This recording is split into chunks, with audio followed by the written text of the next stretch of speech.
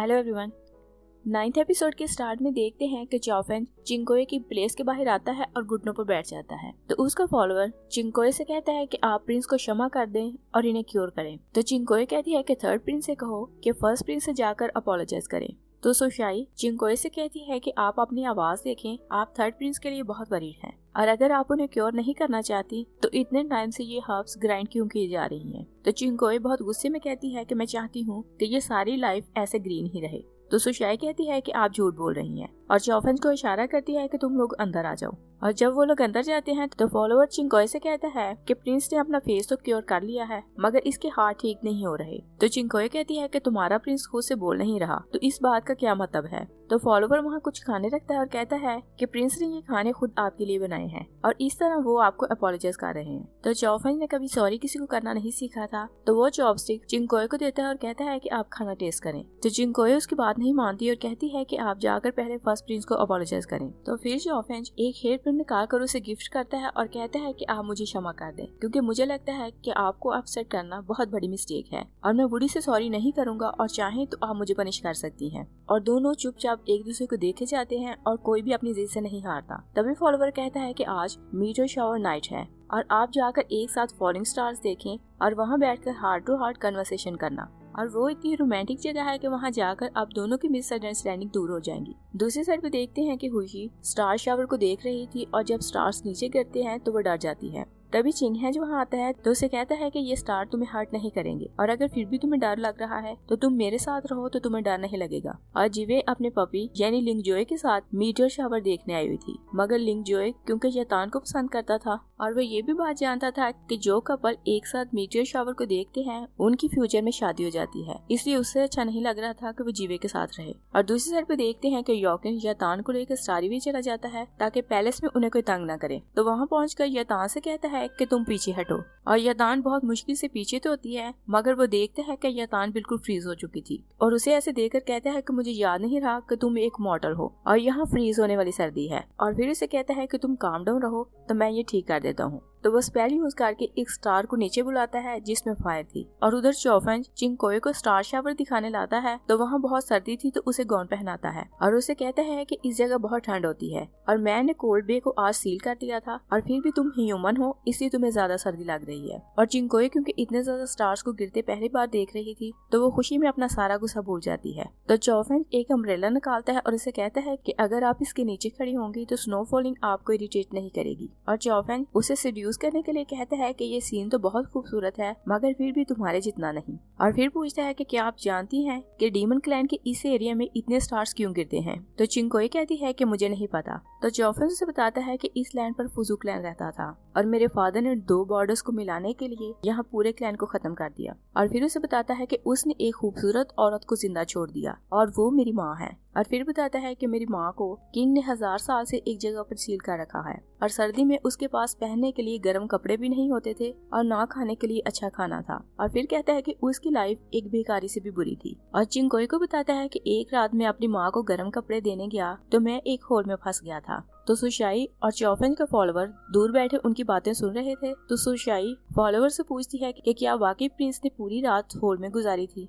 तो फॉलोअर से कहता है कि वो झूठ बोल रहा है क्योंकि वो सिर्फ प्रिंसेस की सिंपैथी हासिल करने के लिए सारी स्टोरी बना रहा है। और चौफेन की बातें ऐसी होती थी कि वो किसी को भी इम्प्रेस कर लेता था। और चिंगकोए बेचारी बहुत काइंड हार्टेड थी तो वो उसकी मदर के लिए बहुत वरीड होती है और कहती है कि मुझे नहीं पता था कि तुमने इतनी मुश्किल लाइफ गुजारी है। और फिर कहती है कि मैं अपनी माँ के बिना पली बड़ी हूँ और मैं तुम्हारी माँ के लिए तुम्हारा लव अच्छी तरह समझ सकती हूँ। तो चौफेन कहता है कि वो हमारा पास था मगर अब मैं भी ठीक हूँ और मेरी माँ भी पहले से अच्छी कंडीशन में है। और दूसरी साइड पे देखते हैं कि योकिन शैतान को वार्म करने के लिए एक फायर स्टार को नीचे बुलाता है मगर वो स्टार शैतान को वार्म तो कर देता है मगर उससे उसका मुंह जल जाता है। तो शैतान उस पर बहुत चिल्लाती है और कहती है कि मैं जानती हूँ कि मैं तुम्हें बहुत तंग करती हूँ मगर इसका मतलब ये नहीं कि तुम मुझे इस तरह मारोगे। तो योकिन कहता है कि मैं जानता हूँ कि उस स्टार का टेम्परेचर थोड़ा ज्यादा था मगर मैं ये भूल गया था कि तुम एक ह्यूमन हो और तुम मुझसे जल जाओगी। और फिर वो उसके फेस को क्योर कर देता है। तो शैतान उसे कहती है कि जीवे ने मुझे बताया है कि मीटर शावर हजारों सालों बाद होता है और इस नाइट में जो भी विश मांगो वो पूरी होती है। तो योकिन उसे बताता है कि मेरी बर्थ फॉलिंग स्टार से जुड़ी हुई है इसलिए तुम कोई भी विश मांगो तो तुम्हारी विश पूरी होगी। और फिर वो एक स्टार को नीचे बुलाता है और कहता है कि ये स्टार अब तुम्हारा है और तुम इससे कोई भी विश मांग सकती हो।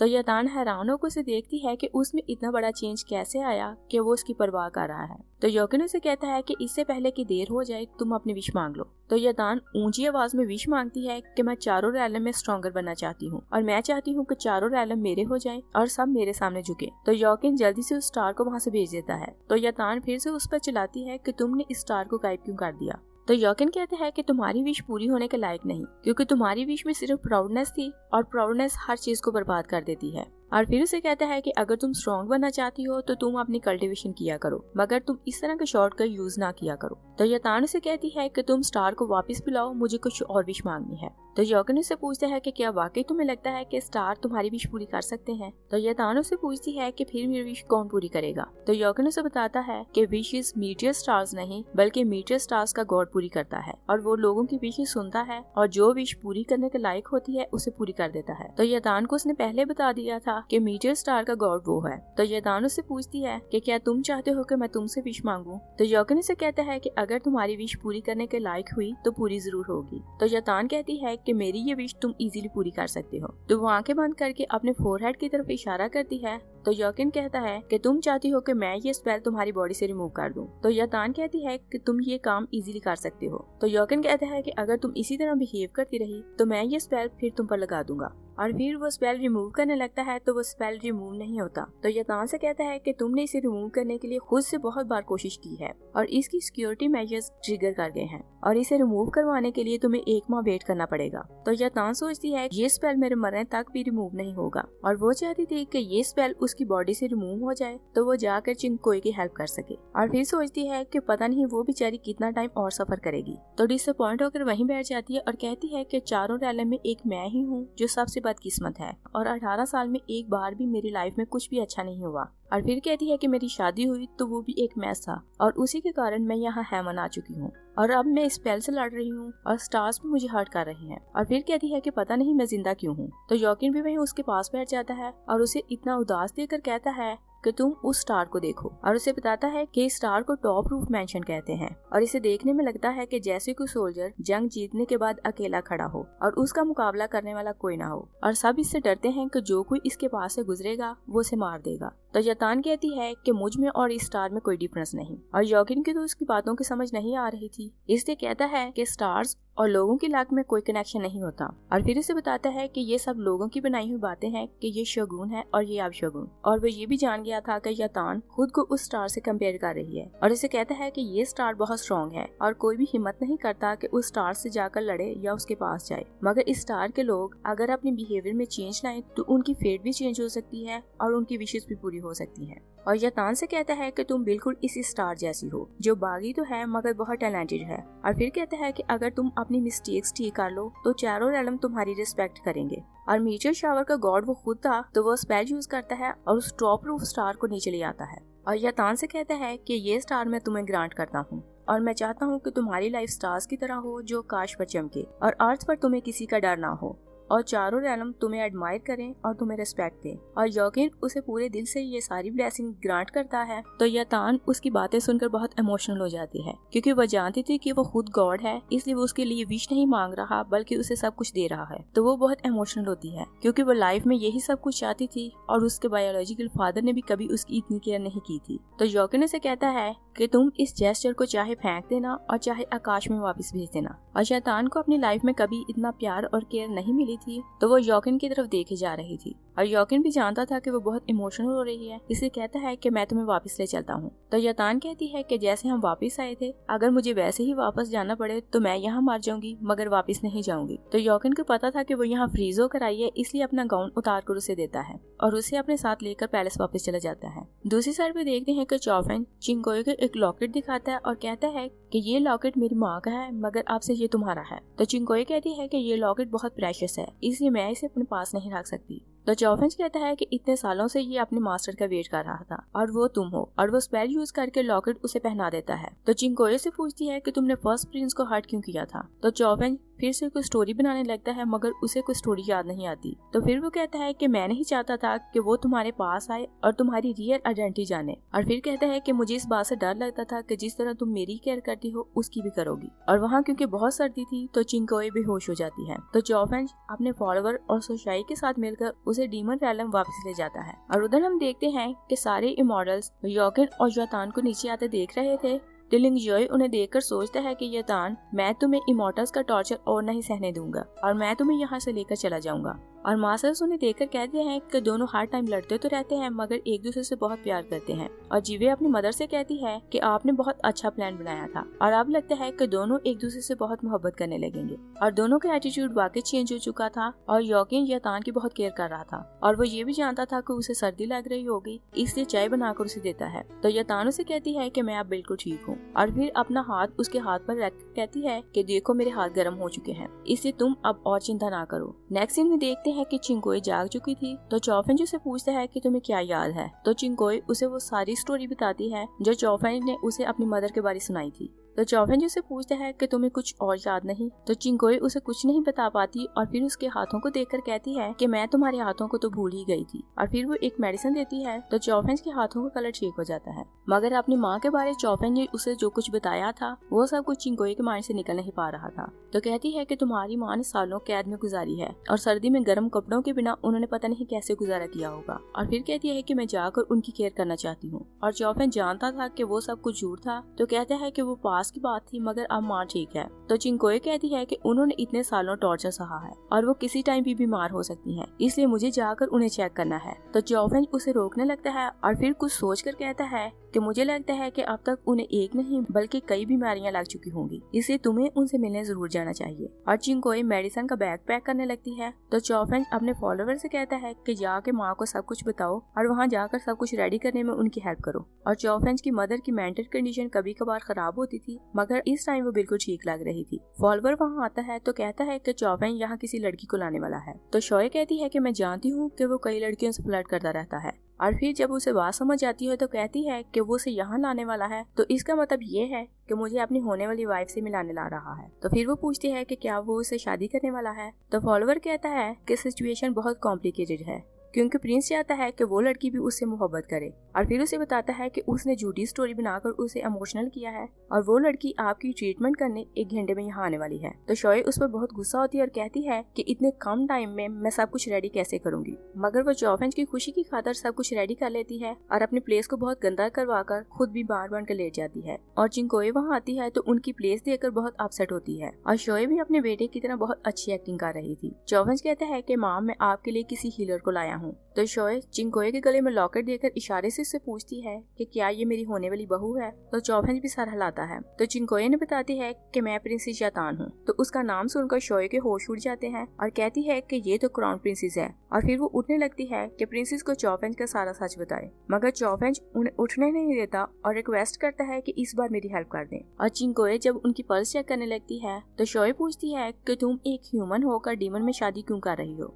और फिर उसे कहती है कि डीमंस बहुत क्रूअल हैं और तुम प्रिंस की सपोर्ट के बिना यहाँ इस जगह पर नहीं रह सकती। और फिर वो उसे चॉफेंज से वार्न करने के लिए कहती है कि अभी तक क्राउन प्रिंस सिलेक्ट नहीं हुआ, इसलिए तुम केयरफुल होकर रहना और किसी के मोहब्बत के जाल में ना फंसना। और इनडायरेक्टली वो उसे चॉफेंज से दूर रहने का कह रही थी। तो चॉफेंज बिना किसी रीजन के खांसने लगता है। तो चिंकोए ने कहती है कि मुझे नहीं लगता कि फीमेल्स सिर्फ मेल्स पर डिपेंड करके जी सकती हैं। और फिर उन्हें कहती है कि मुझे लगता है कि जब तक मैं इंडिपेंडेंट हूँ मैं ज्यादा सेफ हूँ। तो शोए से बहुत अप्रिशिएट करती है कि तुम इतनी यंग होकर इतनी दूर की बातें सोचती हो। तो चिंकोए ने बताती है कि आपका सरदर्द एक सीरियस प्रॉब्लम है और अगर आप टाइम पर इसे क्योर नहीं करवाएंगी तो फ्यूचर में आपको बहुत मुश्किल होगी। तो बताती है कि आपकी बीमारी की ट्रीटमेंट हो सकती है। तो शोए शॉक रह जाती है कि उसने उसकी बीमारी को भी जान लिया है और उसे ये भी कह दिया है कि उसकी बीमारी क्योर हो सकती है। तो वो चिंकोए से कहती है कि इस सर दर्द से मैं 1000 साल से सफर कर रही हूँ। और वो खुश होकर फॉलोवर से कहती है कि तुम प्रिंसेस को इसकी प्लेस पर छोड़ाओ। तो चॉफेंज जल्दी से बैग उठा लेता है और कहता है कि प्रिंसेस को मैं छोड़ाऊंगा। तो शोए से कहती है कि तुम अभी अभी यहाँ आए हो तो मैं तुम्हें इतनी जल्दी यहाँ से जाने नहीं दूंगी।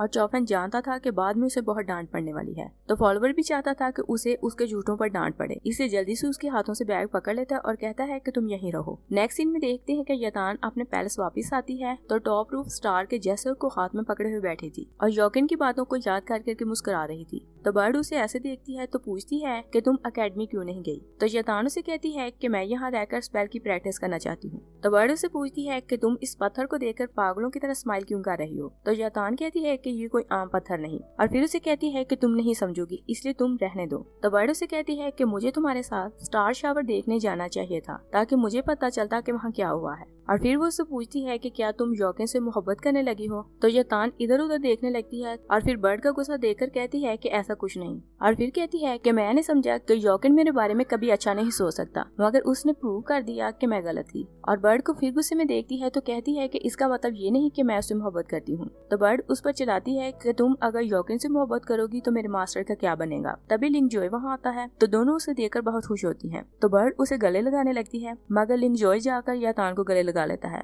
और बहुत रोता है और कहता है कि मैंने तुम्हें बहुत मिस किया। और फिर कहते हैं कि ये जगह बहुत हॉरिबल है और हमें यहाँ से चले जाना चाहिए। और वो शैतान को लेकर वहाँ से जाने लगता है तो शैतान कहती है कि मैं यहाँ से बाहर नहीं जा सकती, और वो अपनी सील के बारे में बताने लगती है कि बर्ड उसके मुंह पर हाथ रख देती है। तो लिंगजॉय को लगता है कि योकिन ने उसके साथ कुछ बुरा किया है, इसलिए वो जोर जोर से आवाजें देने लगता है कि योकिन तुम बाहर आओ, मैं तुम्हें देख लेता हूँ। तो शैतान उसे हिट करके चुप करवा देती है और फिर उसे बताती है कि उसने मुझ पर सील लगाई हुई है और इसके कारण मैं यहाँ से बाहर नहीं जा सकती। और फिर उसे बताती है कि तुम रिलैक्स रहो क्योंकि 1 माह बाद ये स्पेल खुद ब खुद रिमूव हो जाएगा। और फिर वो लिंगजॉय का थैंक्स करती है तो बर्ड और लिंगजॉय दोनों शॉक रह जाते हैं क्योंकि शैतान ने आज तक कभी किसी का थैंक्स नहीं किया था। तो शैतान उसे कहती है कि बचपन से एक तुम ही मेरे फ्रेंड हो जिसने मुझे सपोर्ट किया और तुम्हारे कारण मैं यहाँ तक पहुँची हूँ, और एक तुम थे जो मुझे डेंजरस नहीं समझते थे मगर दूसरे लोग मुझे डेंजरस समझकर दूर भागते थे। और फिर उसे कहती है कि मैं जानती हूँ कि तुम मेरे कारण यहाँ आए हो मगर मैं तुम्हें किसी आस में नहीं रखना चाहती और मैं क्लियर करना चाहती हूँ कि मैं तुमसे शादी कभी नहीं करूंगी।